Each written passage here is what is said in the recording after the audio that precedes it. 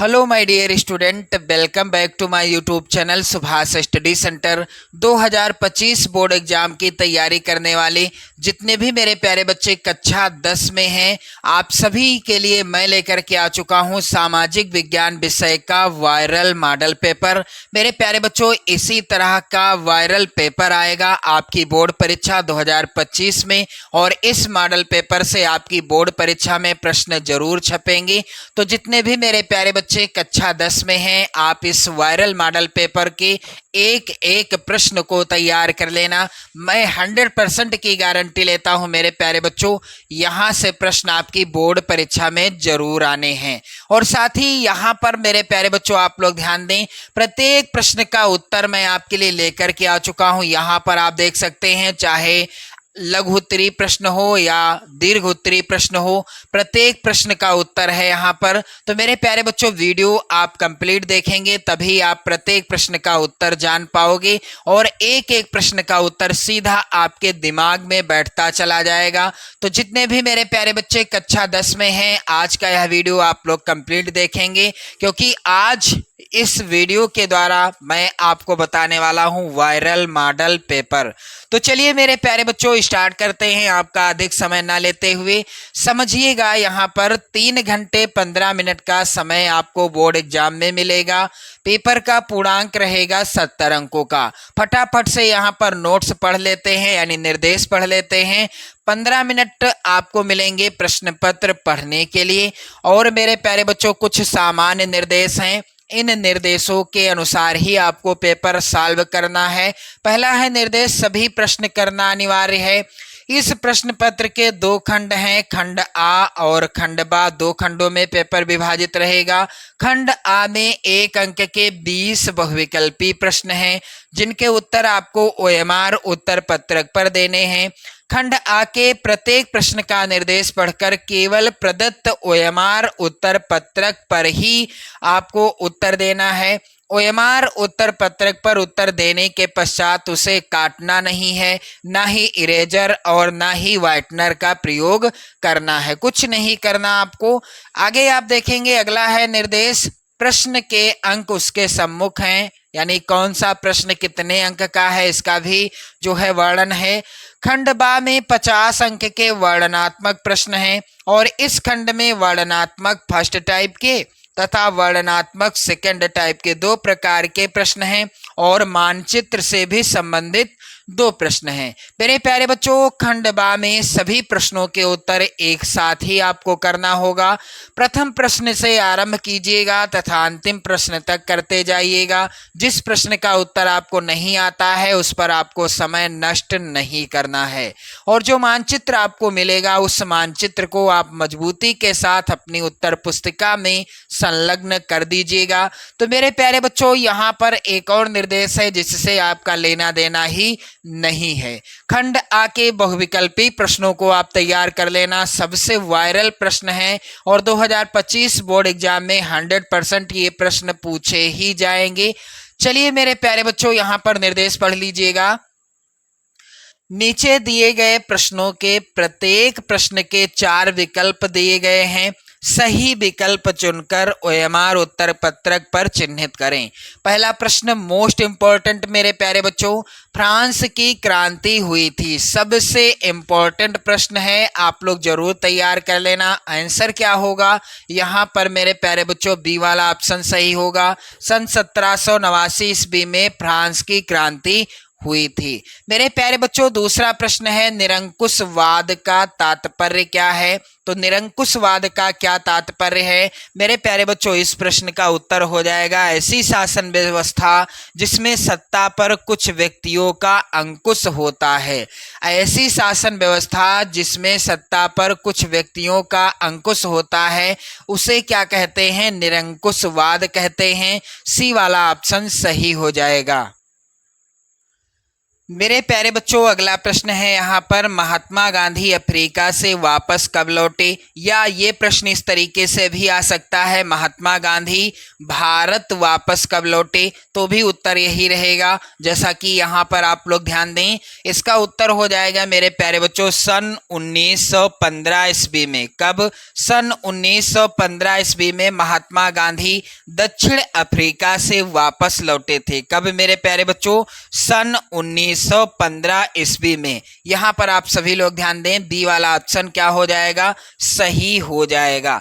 चलिए अगला प्रश्न है कृषि क्षेत्र में, यहाँ पर आप ध्यान दें, चौथा प्रश्न है 1929 में आर्थिक मंदी का मुख्य कारण क्या था? यानी क्यों आई आर्थिक मंदी, इसका क्या कारण था? तो मेरे प्यारे बच्चों, यहाँ पर पहला है विकल्प अत्यधिक निवेश करना, दूसरा बैंकों का निजीकरण, तीसरा कृषि क्षेत्र में अत्यधिक उत्पादन से आर्थिक मंदी आ गई, या उद्योगों की संख्या में वृद्धि हो गई इसलिए आ गई। तो इसका आंसर आप लोग कमेंट करके बताइएगा। मैं चाहता हूं कि आप इसका आंसर कमेंट करके बताओ। मेरे प्यारे बच्चों, आप लोग आंसर जरूर कमेंट कीजिएगा। चलिए अगला प्रश्न है, गुलामगिरी का लेखक कौन था? तो मेरे प्यारे बच्चों, गुलामगिरी जो पुस्तक थी, इसके लेखक थे ज्योतिबा फूले जी। यहाँ पर ए वाला ऑप्शन क्या होगा? सही हो जाएगा। प्रश्न अगला है, लैटेराइट मिट्टी निम्नलिखित में से किस राज्य में पाई जाती है? इस प्रश्न का उत्तर हो जाएगा मेरे प्यारे बच्चों, लैटेराइट मिट्टी पाई जाती है दिए गए विकल्पों में से डी वाला ऑप्शन सही है, महाराष्ट्र राज्य में। चलिए अगला प्रश्न है, निम्नलिखित में से कौन सा जैव संसाधन है? तो जैव संसाधन वह होते हैं जो जीवित अवस्था में पाए जाते हैं, जिनकी वृद्धि और विकास होता है। तो यहाँ पर राइट आंसर होगा डी वाला ऑप्शन, मत्स्य उद्योग है जैव संसाधन। बाकी लोहा, चट्टानी और तांबा ये कैसे संसाधन हैं? अजैव संसाधन हैं। क्लियर हो गया। चलिए मेरे प्यारे बच्चों, अगला प्रश्न है यहाँ पर, ग्रीन इंडिया मिशन किस वर्ष में आरंभ किया गया था? तो ग्रीन इंडिया मिशन किस वर्ष में आरंभ किया गया था? इस प्रश्न का उत्तर होगा मेरे प्यारे बच्चों सन 2014 ईस्वी में। कब? सी वाला ऑप्शन सही होगा, सन 2014 ईस्वी में ग्रीन इंडिया मिशन आरंभ किया गया था। चलिए अगला प्रश्न है, जलमंडल का कितना प्रतिशत भाग समुद्री जल के रूप में उपलब्ध है? तो मेरे प्यारे बच्चों, यहाँ पर राइट आंसर होगा सी वाला ऑप्शन, 97.5% भाग जो है समुद्री जल के रूप में उपलब्ध है। बाकी शेष जो है समुद्री जल के रूप में उपलब्ध नहीं है।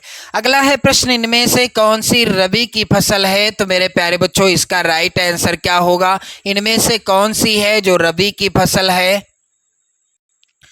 यहां पर राइट आंसर होगा सी वाला ऑप्शन, दालें जो हैं ये रबी की फसल है। अगला है प्रश्न मेरे प्यारे बच्चों, यहाँ पर आप लोग ध्यान दें, निम्नलिखित में से कौन सी फसल मोटे अनाज के अंतर्गत सम्मिलित की जाती है? तो इसका राइट आंसर होगा मेरे प्यारे बच्चों, यहाँ पर कौन सा ऑप्शन सही हो जाएगा? बी वाला ऑप्शन सही होगा, ज्वार जो है मोटे अनाज के रूप में सम्मिलित किया जाता है। चलिए अगला प्रश्न है, निम्नलिखित में से कौन सा खनिज आधारभूत है? तो यहाँ पर आप सभी लोग ध्यान देंगे, इस प्रश्न का उत्तर हो जाएगा सी वाला ऑप्शन, लौह अयस्क। लौह अयस्क सभी जो है सभी का क्या है? आधारभूत है। अगला प्रश्न है, निम्नलिखित में से कौन सा संसाधन गैर परंपरागत है? तो मेरे प्यारे बच्चों, इसका राइट आंसर क्या होगा? इस प्रश्न का उत्तर हो जाएगा मेरे प्यारे बच्चों, यहाँ पर आप सभी लोग ध्यान दें, पवन ऊर्जा। ऊर्जा के गैर परंपरागत संसाधन या साधन वह साधन होते हैं जो एक बार प्रयोग करने पर उनका हम पुनः प्रयोग कर सकते हैं, लेकिन ऊर्जा के परंपरागत संसाधन वह होते हैं जो एक बार प्रयोग करने के बाद वह समाप्त हो जाते हैं। जैसे कि कोयला क्या है? परंपरागत साधन है। प्राकृतिक गैस और खनिज तेल ये सभी ऊर्जा के परंपरागत साधन हैं, लेकिन यहाँ पर पवन ऊर्जा जो कि सी वाला ऑप्शन है, यह गैर परंपरागत साधन है। चलिए मेरे प्यारे बच्चों, जब एक देश में एक स्थान से दूसरे के स्थान पर व्यापार किया जाता है तो उसे कहते हैं, उसे क्या कहते हैं? यहाँ पर आप लोग ध्यान दें। मान लीजिए भारत देश है हमारा, है ही, इसमें मानने की क्या बात है, हमारा भारत देश है और हम सब भारतीय हैं। मेरे प्यारे बच्चों, भारत देश में यदि उत्तर प्रदेश से कोई वस्तु बेची जाती है और वह महाराष्ट्र प्रदेश में खरीद ली जाती है या केरल प्रदेश में या किसी अन्य प्रदेश में खरीद ली जाती है और उस प्रदेश से हमारे उत्तर प्रदेश में खरीद ली जाती है, तो इस तरह के होने वाले व्यापार को क्या कहेंगे? इसे कहेंगे हम आंतरिक व्यापार। सी वाला ऑप्शन सही होगा। और यदि हम भारत से कोई वस्तु यानी अपने भारत से कोई वस्तु बेचते हैं और अमेरिका या किसी अन्य देश ने खरीद लिया या अमेरिका से कोई वस्तु आई भारत में खरीद ली गई, तो इस तरह के होने वाले व्यापार को क्या कहेंगे? अंतरराष्ट्रीय व्यापार कहेंगे। क्लियर हो गया आप सभी को? चलिए अगला बढ़ते हैं। प्रश्न क्या है, आगे बढ़ते हैं। निम्नलिखित में से किस देश का विभाजन धर्म तथा जाति के आधार पर हुआ था? इस प्रश्न का उत्तर होगा मेरे प्यारे बच्चों यहाँ पर सी वाला option, Belgium is the right answer. Belgium देश का विभाजन धर्म तथा जाति के आधार पर हुआ था। अगला प्रश्न है, हिंदी किस प्रकार की भाषा है? तो हिंदी हमारी राजभाषा है। पहला ही ऑप्शन क्या हो जाएगा? सही हो जाएगा।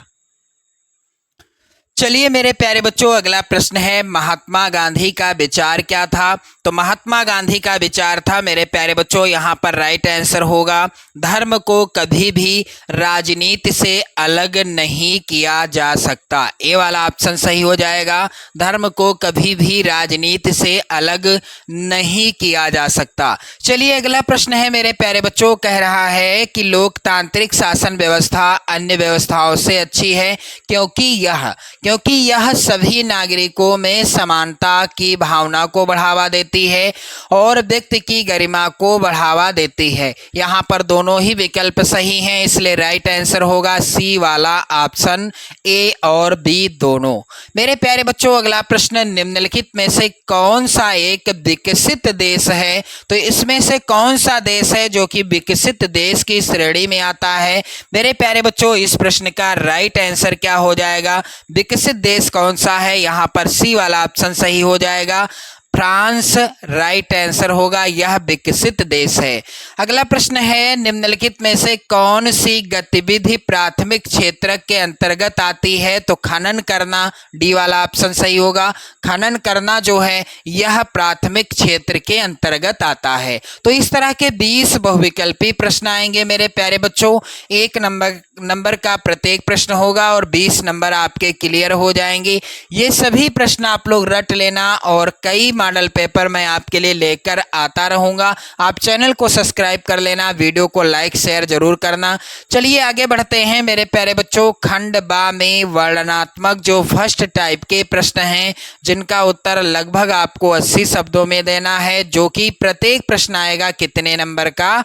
4 नंबर का। तो चलिए यहाँ पर पहला प्रश्न आप लोग ध्यान दें, ऑटो वन बिस्मार्क कौन था? यह क्यों प्रसिद्ध है? ये सभी प्रश्न इंपॉर्टेंट हैं, आप जरूर तैयार कर लेना। 100% यहाँ से प्रश्न आना तय है 2025 की बोर्ड परीक्षा में। तो मेरे प्यारे बच्चों ऑटो वन बिस्मार्क कौन था और यह क्यों प्रसिद्ध है? तो इसका बिल्कुल सिंपल सा उत्तर यहाँ पर मेरे प्यारे बच्चों खंड बा के प्रश्नों का उत्तर आप देखेंगे। यहाँ पर पहले प्रश्न का उत्तर क्या है कि ऑटो वन बिस्मार्क जर्मन साम्राज्य का प्रथम चांसलर होने के साथ साथ तत्कालीन यूरोप का प्रभावी यानी प्रभावशाली नेता भी था। जर्मनी के एकीकरण में बिस्मार्क की प्रमुख भूमिका थी। प्रश्न आता है कि जर्मनी के एकीकरण में अपनी अहम भूमिका किसने निभाई? तो ऑटो वन बिस्मार्क होता है राइट आंसर। 1870 तक बिस्मार्क ने अपनी रक्त और लोहे की नीति से अपने देश की राष्ट्रीय एकता के लिए जीत हासिल की थी। 1871 से 1890 तक बिस्मार्क राज्य के मामलों में सर्वोच्च शिखर पर था और 1890 में उसने अपने पद से त्याग पत्र दे दिया था। चलिए मेरे प्यारे बच्चों, दूसरा मोस्ट इम्पोर्टेंट प्रश्न है, यहाँ पर आप लोग ध्यान दीजिएगा। प्रथम स्वतंत्रता संग्राम की असफलता के लिए उत्तरदायी कोई 3 कारण लिखिए। तो इसका बिल्कुल उत्तर आप यहाँ पर ध्यान दें, इस तरह से लिखिएगा। यहाँ पर आप लोग ध्यान दीजिएगा, प्रथम स्वतंत्रता संग्राम की असफलता के लिए उत्तरदायी कारण कौन कौन से हैं। पहला कारण है क्रांति का देशव्यापी न होना। जो क्रांति हुई थी सन 1857 ईस्वी में, वह देशव्यापी न हो पाई। दूसरा कारण था प्रभावी नेतृत्व का न होना। कोई नेतृत्व यानी उसका जो नेतृत्व था वह प्रभावी न हो पाया। तीसरा कारण था ब्रिटिश और आंदोलनकारियों की संख्या में भी अंतर था। चौथा कारण था मेरे प्यारे बच्चों, आंदोलनकारियों के पास संसाधनों का अभाव था। जो आंदोलन कर रहे थे उनके पास संसाधन नहीं थे।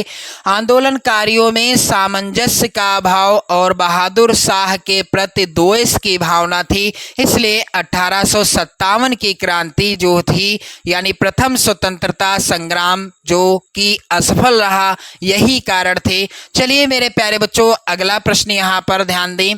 गुटेनबर्ग कौन था, वह क्यों प्रसिद्ध है? वेरी इंपॉर्टेंट प्रश्न है मेरे प्यारे बच्चों। इसका उत्तर कैसे लिखा जाएगा? चलिए यहाँ पर आप लोग ध्यान दीजिएगा। उत्तर संख्या 2, व्यापारी पिता की संतान यहाँ पर की होगा। योहान गुटेनबर्ग खेती की एक बड़ी रियासत में पला बड़ा था। बचपन से ही वह तेल व जैतून पेरने की मशीनों को देखकर बड़ा हुआ था। उसने क्रमशः पत्थर पालिश करने, सुनारी और शीशे को इच्छित आकृतियों में गढ़ने की कला में दक्षता प्राप्त की। 1448 में उसने छपाई संबंधी यंत्र बनाने में सफलता प्राप्त की और उसने 3 वर्ष में बाइबिल की 180 प्रतियां छापी, जो उस समय के तकनीकी ज्ञान और निपुणता को देखते हुए अत्यंत तीव्र गति कही जा सकती है। किंतु यह नई तकनीक हाथ से किताबों को छापने की तकनीक का पूरी तरह स्थान नहीं ले सकी। तो ये हो गया इसका उत्तर। चलिए अगला प्रश्न मेरे प्यारे बच्चों है, भारत में जाति प्रथा का राजनीति एवं समाज पर क्या प्रभाव पड़ा? वेरी वेरी इंपॉर्टेंट प्रश्न मेरे प्यारे बच्चों। इसका उत्तर कैसे लिखा जाएगा? चलिए यहाँ पर आप लोग ध्यान दें। भारत में उत्तर संख्या 2 का अथवा भारत में जाति प्रथा वोटरों के ध्रुवीकरण में महत्वपूर्ण भूमिका निभाती है। यानी जो वोट डालने वाले व्यक्ति होते हैं उनको ध्रुवीकरण करने में, एकत्रित करने में महत्वपूर्ण भूमिका निभाती है। राजनीतिक दल समाज में लोगों को जातीय आधार पर बांटकर अपना वोट बढ़ाते हैं। राजनीतिक दल क्या करते हैं? समाज में लोगों को क्या कर देते हैं? जाति के आधार पर बांट देते हैं और अपना उल्लू सीधा करते हैं, यानी अपना वोट बढ़ाते हैं और इस कृत्य का राजनीतिक सफलता हेतु उपयोग करते हैं। जातियों में विभाजित भारतीय समाज का राजनीतिक दल देश की स्वतंत्रता के समय से अपने हित में उपयोग करते आ रहे हैं। बिल्कुल सच है मेरे प्यारे बच्चों कि जातियों में विभाजित जो भारतीय समाज है, इनका जो है राजनीतिक दल देश की स्वतंत्रता के साथ साथ इनका उपयोग करते आ रहे हैं। जातियों में विभाजित जो राजनीतिक दल है यानी जो भारतीय समाज है, उसको राजनीति यानी नेता लोग तरह तरह के प्रलोभन दे करके अपना उल्लू सीधा करते आ रहे हैं। जातीय विचारधारा को उग्र करने से समाज में वैमनस्य फैलता है तथा सामाजिक समरसता कम होती है।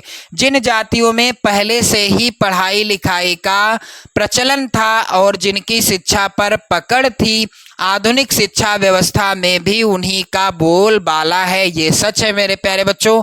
और जिन जातियों को पहले शिक्षा से वंचित रखा जाता था, उनके सदस्य अभी भी स्वाभाविक तौर पर पिछड़े हुए हैं। तो ये हो गया इसका उत्तर। चलिए मेरे प्यारे बच्चों, यहाँ पर आप लोग ध्यान दें। अगला प्रश्न जो कि वेरी वेरी इंपॉर्टेंट है, कह रहा है कृषि की 3 समस्याओं का उल्लेख कीजिए। तो इसका उत्तर कैसे लिखा जाएगा, क्या हो जाएगा? प्रश्नोत्तर संख्या या उत्तर संख्या 3 यहाँ पर आप लोग ध्यान दें। इसका उत्तर कृषि की 3 समस्याएं इस प्रकार हैं। पहली समस्या है बढ़ती जनसंख्या। धीरे धीरे खाद्य फसलों की कृषि का स्थान फलों, सब्जियों, तिलहनों और औद्योगिक फसलों की कृषि लेती जा रही है।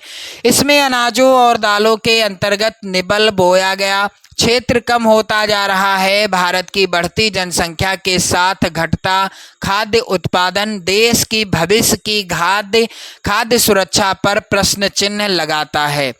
और मेरे प्यारे बच्चों, कृषि की दूसरी समस्या क्या है? भूमि के आवासन की समस्या। भूमि के आवासन इत्यादि जैसे गैर कृषि भूमि उपयोगों और कृषि के बढ़ते भूमि की प्रतिस्पर्धा के कारण बोए गए निबल क्षेत्र में कमी आई है। और तीसरी समस्या क्या है कृषि क्षेत्र की? मेरे प्यारे बच्चों, रासायनिक उर्वरक एवं कीटनाशक का अत्यधिक प्रयोग। तो रासायनिक उर्वरक, पीड़कनाशी और कीटनाशी जिन्होंने कमी नाटकीय परिणाम प्रस्तुत किए गए थे को अब मिलने के निम्नीकरण का दोषी माना जा रहा है। चलिए अगला प्रश्न है मेरे प्यारे बच्चों, आप सभी लोग ध्यान दीजिएगा। प्रश्न कह रहा है अभ्रक की उपयोगिता बताइए। भारत में इसके 2 उत्पादक राज्यों के नाम बताइए। तो इसका उत्तर आप यहाँ पर ध्यान दें, इस तरह से लिखिएगा। प्रश्न संख्या 3 का उत्तर हो जाएगा रासायनिक उर्वरक, यानी 3 का अथवा है मेरे प्यारे बच्चों। यहाँ पर आप लोग ध्यान दीजिएगा, 3 का अथवा है, सॉरी आप लोग ध्यान दें। अभ्रक एक ऐसा खनिज है जो प्लेटो अथवा पत्रण क्रम में पाया जाता है। अभ्रक किस तरह से पाया जाता है? प्लेटो अथवा पत्रण क्रम में पाया जाता है। ये परतें इतनी महीन हो सकती हैं कि इनकी 1000 परतें कुछ सेंटीमीटर ऊंचाई में समाहित हो सकती हैं। अभ्रक पारदर्शी काले हरे हैं और मेरे प्यारे बच्चों यहाँ पर तथा लाल, पीले अथवा भूरे रंग का हो सकता है। अभ्रक विद्युत व इलेक्ट्रॉनिक उद्योगों में प्रयुक्त होने वाले अपरिहार्य खनिजों में से एक है। अभ्रक के निक्षेप छोटा नागपुर पठार के नगरीय पठारी किनारों पर पाए जाते हैं और बिहार, झारखंड की कोडरमा, गया, हजारीबाग, पेटी अग्रणी उत्पादक हैं और राजस्थान के मुख्य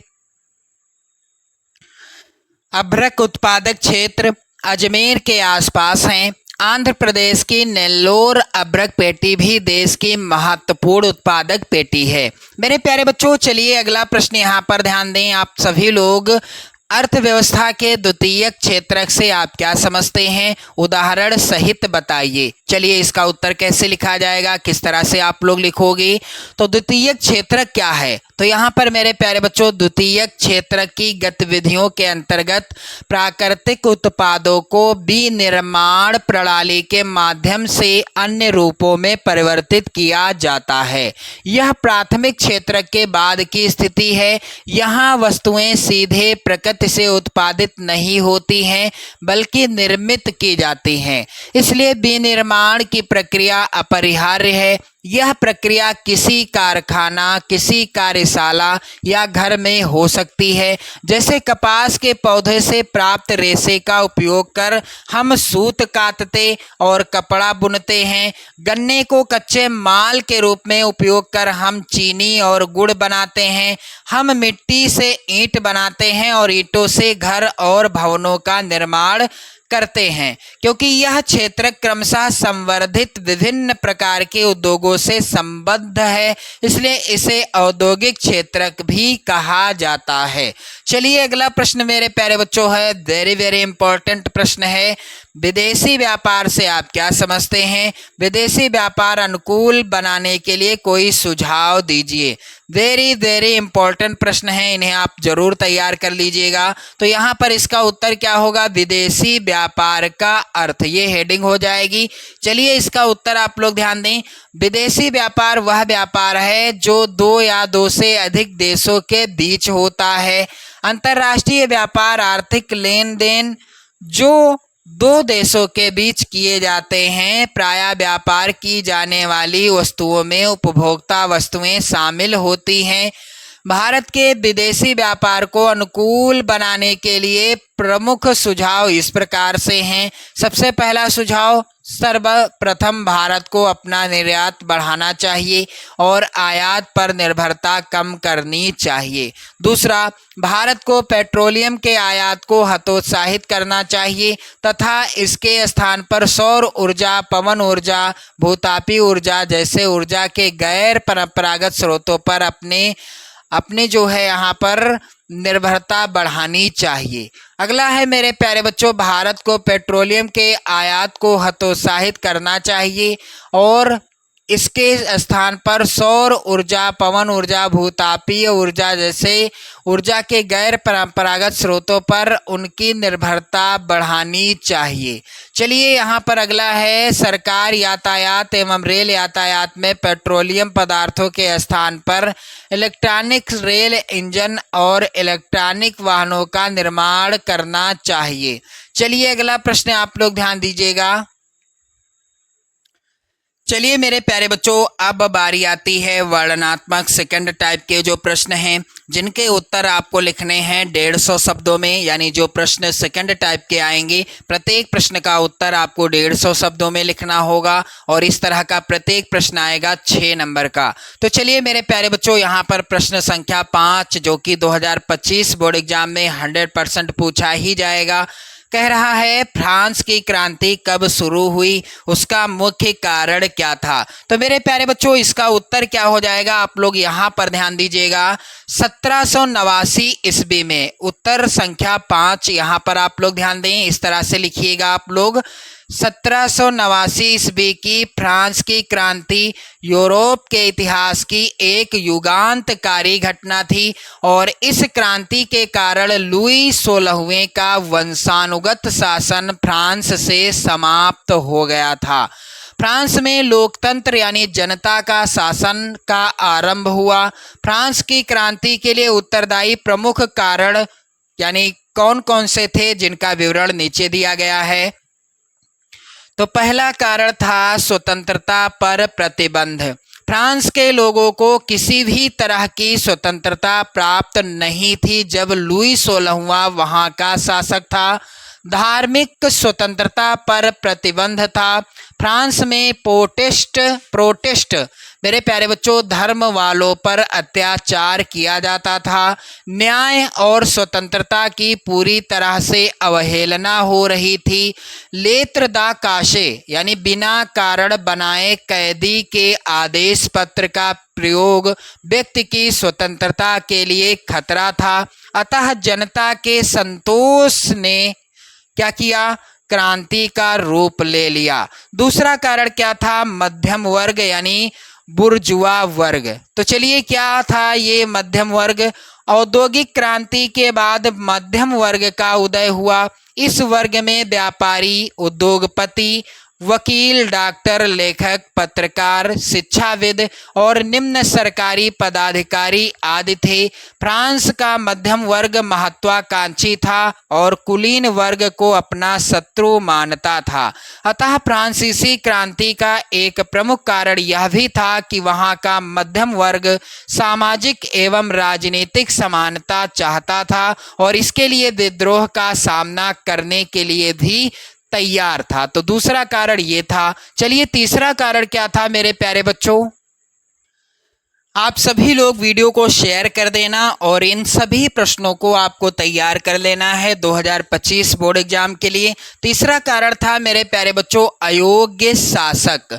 क्रांति के समय फ्रांस का शासक लुई, यहाँ पर लुई होगा, लुई 16वां था। वह एक अयोग्य शासक था। कैसा शासक था, अयोग्य था। यहाँ पर योग्य हो गया है, मिसप्रिंट हुआ है। चलिए मैं यहाँ पर लिख रहा हूँ, अयोग्य शासक था क्योंकि उसने शासन में सुधार लाने का प्रयास ही नहीं किया। उसकी पत्नी का प्रभाव शासन पर अधिक था। लुई 16वें के राज्यारोहण के समय जनता को बहुत आशा थी, लेकिन उसकी दूरदर्शिता और कर्तव्यहीनता के कारण जनता को विद्रोह के मार्ग का सहारा लेना पड़ा। और फ्रांस की क्रांति का चौथा कारण क्या था, दार्शनिकों का प्रभाव। फ्रांस के दार्शनिकों ने प्रशासन की दुर्दशा, न्याय व्यवस्था की त्रुटियों तथा फ्रांसीसी समाज की बुराइयों से लोगों को परिचित कराया। रूसो, मॉन्टेस्क्यू, वोल्टेयर तथा अन्य लेखकों के विचारों ने फ्रांस के क्रांतिकारियों को प्रभावित किया। फ्रांस के लोग दार्शनिकों के विचारों से प्रभावित होकर क्रांतिकारियों को प्रभावित किया। फ्रांस के लोग दार्शनिकों के विचारों से प्रभावित होकर क्रांति के मार्ग को अपनाने को तैयार हो गए। चलिए मेरे प्यारे बच्चों, यहाँ पर अथवा में प्रश्न है, वेरी इंपॉर्टेंट प्रश्न है। चलिए इसका भी उत्तर आप लोग देखिएगा। यहाँ पर धान की खेती के लिए प्रयुक्त परिस्थितियों का वर्णन करें। तो इसका उत्तर क्या हो जाएगा मेरे प्यारे बच्चों, आप सभी लोग ध्यान देंगे। देश की ज्यादातर जनसंख्या, 5 का अथवा जो कि वेरी इंपॉर्टेंट है। इसका उत्तर आपको कैसे लिखना है, देश की ज्यादातर जनसंख्या का खाद्यान्न चावल है, यानी अधिकांश जनसंख्या क्या खाती है, चावल खाती है। खरीफ की फसल चावल को उगाने के लिए 25 डिग्री सेल्सियस से अधिक तापक्रम और 100 सेंटीमीटर से अधिक वर्षा की आवश्यकता होती है।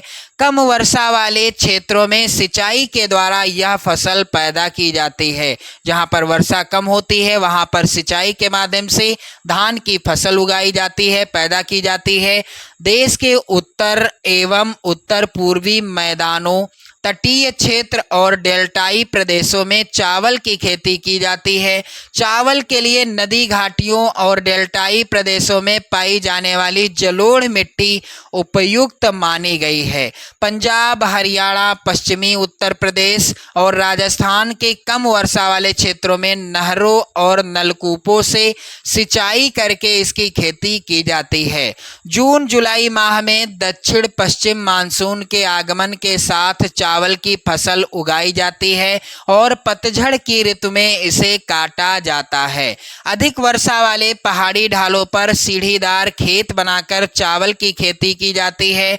अधिक उपज के लिए रासायनिक उर्वरकों तथा यहाँ पर आप लोग ध्यान देंगे, यहाँ पर थोड़ा सा मिसप्रिंट है, का प्रयोग किया जाता है। किसका, रासायनिक उर्वरकों और अन्य चीज़ों का प्रयोग किया जाता है। तो ये हो गया इसका उत्तर। चलिए अगला प्रश्न संख्या 6 जो कि इम्पोर्टेंट है मेरे प्यारे बच्चों, कह रहा है संघवाद क्या है, इसकी प्रमुख विशेषताएं बताइए। तो मेरे प्यारे बच्चों इसका उत्तर आपको कैसे लिखना है, उत्तर संख्या 6 यहाँ पर आप सभी लोग ध्यान दें। संघवाद एक ऐसी शासन व्यवस्था है जिसमें शासन की शक्तियों का बंटवारा केंद्रीय सरकार तथा प्रांतीय सरकारों के बीच कर दिया जाता है। भारत में 2 स्तरीय संघीय व्यवस्था है, संघ सरकार और राज्य सरकारें। भारतीय संघात्मक शासन की प्रमुख विशेषताएं इस प्रकार से हैं। पहली विशेषता है केंद्रीय संघवाद। तो पहली विशेषता के अंतर्गत आप लोग क्या लिखेंगे, भारतीय संघात्मक शासन अन्य देशों के शासन से भिन्न है। भारत में 2 प्रकार की सरकारें होते हुए भी केंद्र को शक्तिशाली बनाया गया है, यानी केंद्र सरकार सबसे अधिक शक्तिशाली है। केंद्र को अधिक अधिकार दिए गए हैं, इसलिए भारतीय संघ को एकीकृत संघवाद कहा जाता है। भारतीय संघ को और किस नाम से जाना जाता है, एकीकृत संघवाद के नाम से। दूसरा है कठोर संविधान। हमारे संविधान में केंद्र व राज्य के बीच सत्ता का बंटवारा लिखित रूप से किया गया है। इसमें परिवर्तन करना आसान नहीं है। इसके लिए संसद के दोनों सदनों में 2/3 बहुमत से प्रस्ताव पास करके कम से कम आधे राज्यों की विधानसभाओं से उसे मंजूर कराया जाता है और इस प्रकार कठोर संविधान संघात्मक शासन की प्रमुख विशेषता है। अगली विशेषता है 2 स्तरीय शासन व्यवस्था। संविधान ने 2 स्तरीय शासन व्यवस्था का प्रावधान किया था, संघ सरकार और राज्य सरकारें। बाद में पंचायतों और नगर पालिकाओं के रूप में संघीय शासन का तीसरा स्तर भी जोड़ा गया। अगली विशेषता है शक्तियों का बंटवारा।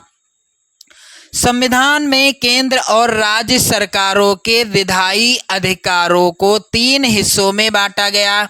संघ सूची और राष्ट्रीय महत्व के विषय रखे गए जिन पर कानून बनाने का अधिकार केंद्र सरकार को दिया गया।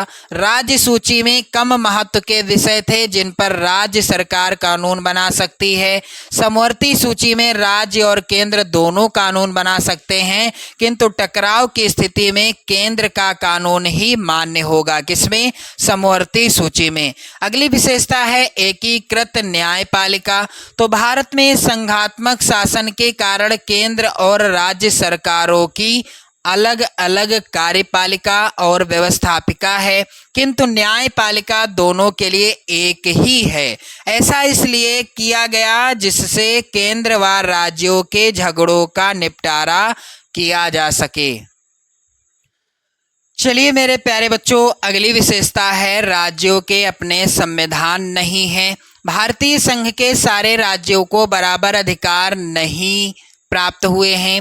भारत के राज्यों के अपने संविधान नहीं हैं। केवल जम्मू कश्मीर एकमात्र ऐसा राज्य है जिसका अपना संविधान है और इस राज्य में विधानसभा के अनुमति के बगैर भारतीय संविधान के कई प्रावधान लागू भी नहीं किए जा सकते। अगली विशेषता है शक्तिशाली न्यायपालिका।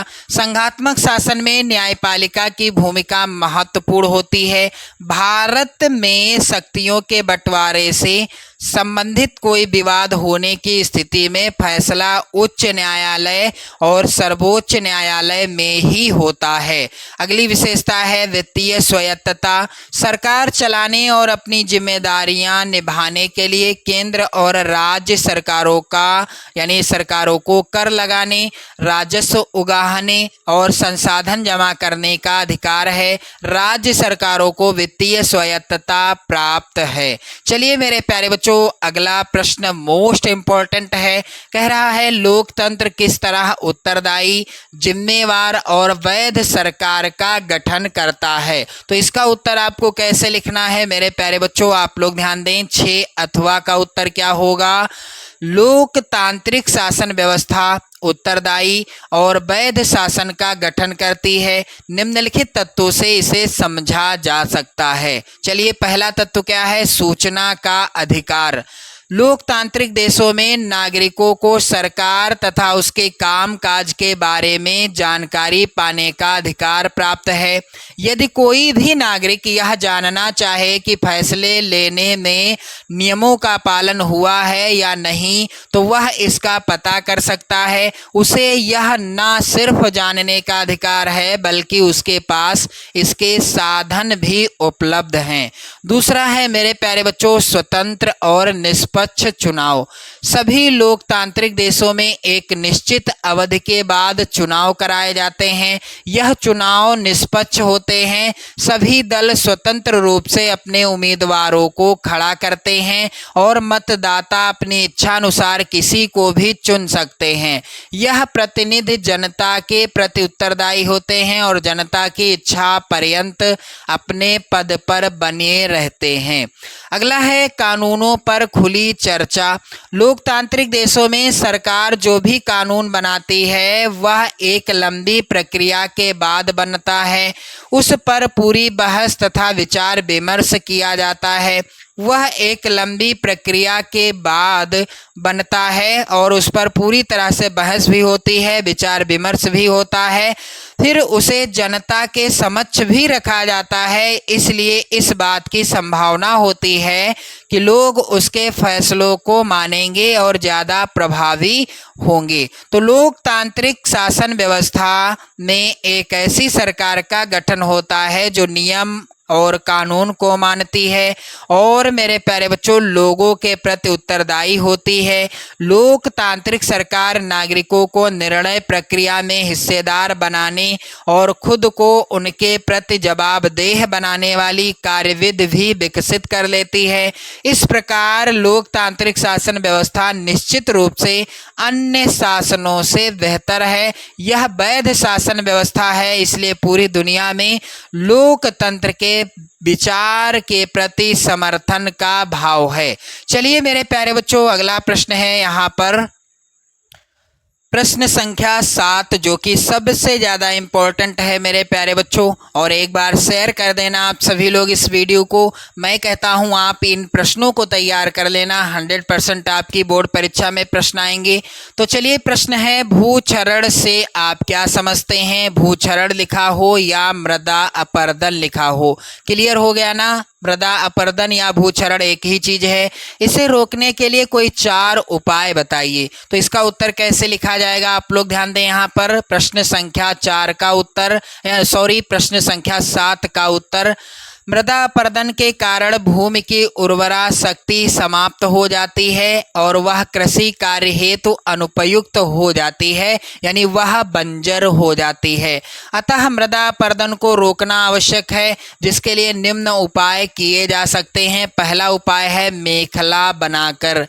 पेड़ों को कतारों में लगाकर रक्षक मेखला बनाना भी पवनों की गति को कम करता है। इन रक्षक पट्टियों का पश्चिमी भारत में रेत के टीलों के स्थायीकरण में महत्वपूर्ण योगदान रहा है, यानी रेत के टीलों को स्थायीकरण किया गया है, वहां पर रोका गया है पेड़ों को अधिक से अधिक लगाकर। दूसरे है यहाँ पर बांध का निर्माण करके। यदि हम नदियों पर बांध बना देंगे तो जल के वेग को कम करके मृदा अपरदन को रोका जा सकता है। तीसरा है मेरे प्यारे बच्चों पशुचारण पर प्रतिबंध लगाकर। पशुचारण पर प्रतिबंध लगाकर तथा कृषि प्रणाली में सुधार करके भी मृदा अपरदन को नियंत्रित किया जा सकता है। अगला उपाय है मेरे प्यारे बच्चों वृक्षारोपण के द्वारा। वृक्षारोपण यह काफ़ी मात्रा में पेड़ लगाने से, यानी वृक्षारोपण या काफ़ी मात्रा में पेड़ लगाने से मृदा अपरदन की प्रक्रिया रोकी जा सकती है। पेड़ों का बंजर भूमि तथा पहाड़ी ढालों पर लगाना अधिक लाभदायक सिद्ध होता है। इस ढंग से वायु अपरदन को भी रोका जा सकता है। चलिए मेरे प्यारे बच्चों, अगला प्रश्न यहाँ पर है असंगठित क्षेत्र के श्रमिकों की समस्याओं की विवेचना कीजिए। इम्पोर्टेंट प्रश्न है और इसका उत्तर क्या होगा, कैसे लिखा जाएगा? मेरे प्यारे बच्चों 7 का अथवा यहाँ पर उत्तर आप कैसे लिखोगे? निम्नलिखित कारणों से असंगठित क्षेत्र में श्रमिकों का शोषण किया जाता है। पहला, असंगठित क्षेत्र में श्रमिकों के लिए नौकरी सुरक्षा नहीं होती है, क्योंकि उन्हें बिना किसी कारण से नौकरी से निकाला जा सकता है। दूसरा, उन्हें कम छुट्टियां दी जाती हैं तथा बीमारी आदि की छुट्टियों के लिए भुगतान भी नहीं किया जाता। यदि वह बीमार है और छुट्टी ले चुका है तो इसके लिए उसके पैसे नहीं मिलेंगे। अगला, उन्हें अतिरिक्त समय लगाना पड़ता है जिसके लिए उन्हें कोई भुगतान भी नहीं किया जाता है। सामान्यतः असंगठित क्षेत्र में लोगों को अनियमित कार्य प्राप्त होता है तथा जब कार्य अधिक नहीं होता है तो नियोक्ता यानी कर्मचारी यानी एम्प्लॉय क्या करते हैं? श्रमिकों को नौकरी से निकाल देता है। चलिए मेरे प्यारे बच्चों, अगला प्रश्न है विकास की अवधारणा क्या है? सामान्यतः इसमें किन घटकों को सम्मिलित किया जाता है? वेरी इंपॉर्टेंट प्रश्न है मेरे प्यारे बच्चों। इसका उत्तर कैसे लिखा जाएगा? तो यहाँ पर प्रश्न संख्या 8 का उत्तर आप लोग ध्यान दें। अधिक विदेश व्यापार और अधिक विदेशी निवेश के कारण विभिन्न देशों के बाजारों एवं उत्पादन में एकीकरण हो रहा है। विभिन्न देशों के बीच परस्पर संबंध और तीव्र एकीकरण की प्रक्रिया ही क्या है? वैश्वीकरण है। वैश्वीकरण की प्रक्रिया को बढ़ावा, यहाँ पर आप सभी लोग ध्यान देंगे, बढ़ावा देने में निम्नलिखित कारकों की भूमिका महत्वपूर्ण है। पहला कारक उदारीकरण। सरकार द्वारा व्यापार अवरोधकों को हटाने की प्रक्रिया को क्या कहा जाता है? उदारीकरण कहते हैं। उदारीकरण के कारण अनेक देशों के बीच व्यापार तथा निवेश को बढ़ावा मिला है। व्यापार के उदारीकरण से व्यापारियों को मुक्त रूप से निर्णय लेने की अनुमति मिल जाती है। इससे आयात निर्यात को बढ़ावा मिलता है। दूसरा, बहुराष्ट्रीय कंपनियां। तो बहुराष्ट्रीय कंपनियां वैश्वीकरण की प्रक्रिया में मुख्य भूमिका निभा रही हैं। विभिन्न देशों के बीच अधिक से अधिक वस्तुओं और सेवाओं और प्रौद्योगिकी का आदान प्रदान हो रहा है। इससे विश्व के अधिकांश भाग एक दूसरे के अपेक्षाकृत अधिक पास आ चुके हैं या आ रहे हैं। अगला है उन्नत प्रौद्योगिकी। वैश्वीकरण को उत्प्रेरित करने में प्रौद्योगिकी में भी तीव्र उन्नति का महत्वपूर्ण योगदान रहा है। परिवहन में उन्नति से दो देशों के बीच दूरी कम हो गई है। सूचना एवं प्रौद्योगिकी के विकास से वैश्वीकरण को बढ़ावा मिला है। दूरसंचार, कंप्यूटर, इंटरनेट के क्षेत्र में प्रगति हुई है। दूरसंचार सुविधाओं का विश्व भर में एक दूसरे से संपर्क करके सूचनाओं को तत्काल प्राप्त करने और दूरवर्ती क्षेत्रों में संवाद करने में प्रयोग किया जाता है। इंटरनेट से हम इलेक्ट्रॉनिक डाक भेज सकते हैं और अत्यधिक कम मूल्य पर विश्व भर में बात भी कर सकते हैं। संचार एवं सूचना प्रौद्योगिकी ने विभिन्न देशों के बीच सेवाओं के उत्पादन के प्रसार में भी मुख्य भूमिका निभाई है। चलिए अगला है, यहाँ पर आप लोग ध्यान दीजिएगा। उपरोक्त विवेचन के आधार पर स्पष्ट है कि वैश्वीकरण की प्रक्रिया में बहुराष्ट्रीय कंपनियां प्रमुख भूमिका का निर्वाह कर रही हैं। इसके साथ ही व्यापार एवं निवेश के उदारीकरण ने व्यापार एवं निवेश के अवरोधों को हटाकर वैश्वीकरण की प्रक्रिया को सुगम बनाने में सहायता की है। अगला प्रश्न है मेरे प्यारे बच्चों और अंतिम प्रश्न है दीर्घ उत्तरी का। उपभोक्ता के अधिकारों की व्याख्या कीजिए। तो इस प्रश्न को भी आप लोग तैयार कर लीजिएगा। तो इसका उत्तर क्या होगा? उत्तर संख्या 8 का, यानी प्रश्न संख्या 8 का जो अथवा है, इसका उत्तर क्या होगा? मेरे प्यारे बच्चों, उपभोक्ता के अधिकारों का वर्णन 1986 के उपभोक्ता सुरक्षा कानून में तथा 1991 और 1993 के संशोधनों में किया गया है। उपभोक्ताओं के मुख्य अधिकार निम्नलिखित हैं। पहला अधिकार कौन सा है? सुनवाई का अधिकार। तो सुनवाई का अधिकार, इसके अंतर्गत क्या लिखा जाएगा मेरे प्यारे बच्चों? उपभोक्ताओं को अनुचित सौदेबाजी और शोषण के विरुद्ध क्षतिपूर्ति मांगने का अधिकार है। यदि एक उपभोक्ता को कोई क्षति पहुंचाई जाती है तो क्षति की मात्रा के आधार पर उसे क्षतिपूर्ति पाने का अधिकार होता है। इस कार्य को पूरा करने के लिए सुनवाई का अधिकार सभी उपभोक्ताओं को दिया गया है। अगला अधिकार है उपभोक्ता शिक्षा का अधिकार। हर उपभोक्ता को यह अधिकार है कि उसके अधिकारों के प्रति सजग रखने के लिए सरकार प्रयत्न करती रहे। उसे बाजार में मिलने वाली विभिन्न वस्तुओं के गुण दोषों की जानकारी होनी चाहिए, जिससे वह वस्तुओं को खरीदने से पहले उस जानकारी का प्रयोग कर सके। मेरे प्यारे बच्चों, अगला अधिकार कौन सा प्राप्त है उपभोक्ता को? प्रस्तुतिकरण का अधिकार।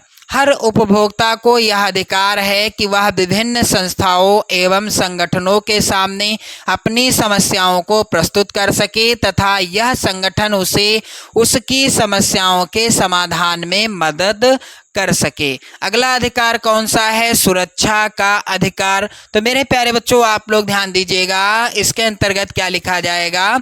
उपभोक्ता को यह अधिकार दिया गया है कि, कौन सा अधिकार दिया गया है मेरे प्यारे बच्चों? उपभोक्ता को यह अधिकार दिया गया है कि वह ऐसी सभी वस्तुओं की बिक्री से अपना बचाव कर सकें जो उनके जीवन और संपत्ति के लिए हानिकारक हो सकती है। और अगला अधिकार है सुरक्षा। यहाँ पर पांचवा अधिकार है सूचना का अधिकार। तो सूचना का अधिकार, इसके अंतर्गत क्या लिखा जाएगा?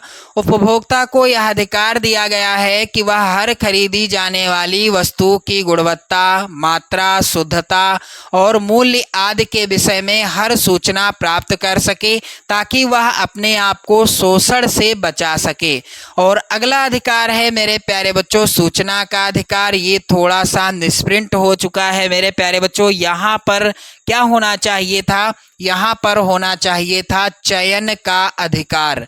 चयन का अधिकार, इसके अंतर्गत क्या होगा, हर उपभोक्ता को यह अधिकार है कि वह देख परख कर विभिन्न प्रकार की वस्तुओं में से अपनी इच्छा अनुसार चीज का चयन कर सकें और सही मूल्य भी चुकाएं। तो मेरे प्यारे बच्चों, सभी दीर्घोत्तरी और लघुत्तरी प्रश्नों का उत्तर मैंने बता दिया। वीडियो थोड़ा सा बड़ा जरूर हो गया है, वीडियो बड़ी हो गई है, लेकिन एक एक प्रश्न आपका क्लियर हो गया। चलिए आगे आप देखेंगे मानचित्र से संबंधित प्रश्न आएंगे। निर्देश है प्रश्न संख्या 9A और 9B मानचित्र से संबंधित हैं। इसके अंतर्गत मानचित्र से संबंधित कुल 5 प्रश्न यहाँ पर हैं 9A के अंतर्गत, और 9B के अंतर्गत भी कुल 5 प्रश्न हैं, यानी 10 प्रश्न आएंगे मानचित्र से संबंधित 10 नंबर के। तो मेरे प्यारे बच्चों, इसी तरह का पेपर आएगा आपकी बोर्ड परीक्षा 2025 में, और इस पेपर को मैंने पूरा सॉल्व कराया है। काफ़ी ज़्यादा आपके लिए मेहनत की है मैंने। आप सभी लोगों का कर्तव्य बनता है कि आप लोग वीडियो को शेयर करें अपने सभी इष्ट मित्रों में और इन सभी प्रश्नों को तैयार करें। जय हिंद।